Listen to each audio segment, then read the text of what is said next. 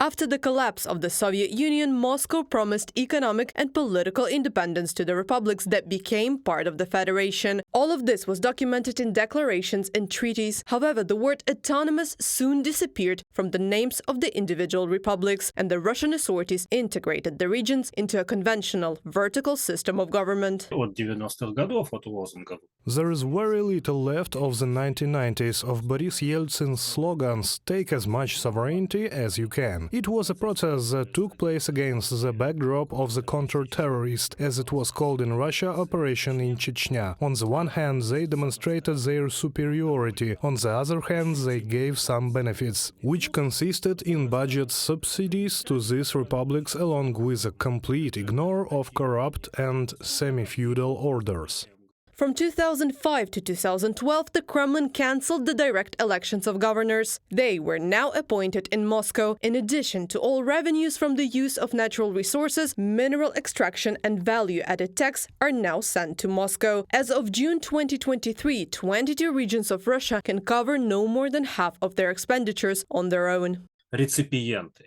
All other subjects of the Russian Federation and regions are recipients of federal subsidies. Dagestan, Kalmykia, Buryatia are economically depressed regions that are recipients of federal funds, or rather the leftovers of these funds. Everything that is really valuable in the last 2 years is spent on the military-industrial complex. The poverty of the regions helps Moscow to keep the local authorities in a tight grip. Governors close to the Kremlin receive regional subsidies and personal preferences.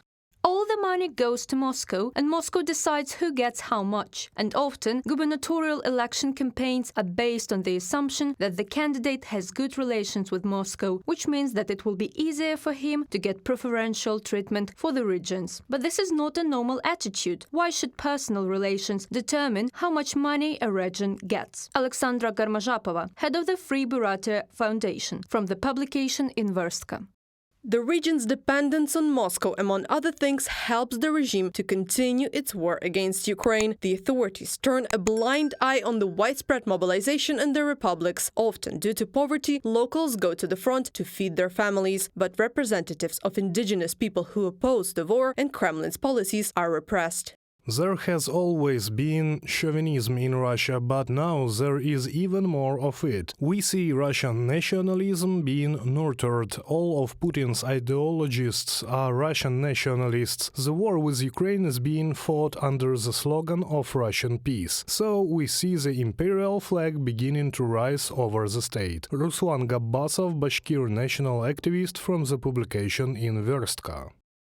The resistance movement in the republics is growing. The Kremlin responds with increased repression. In 2023, the OSCE adopted a resolution calling Russia a colonial imperial state that violates the rights of indigenous people and ethnic minorities. Reported by Anastasia Tarnavska, Larisa Zubenko, UATV News.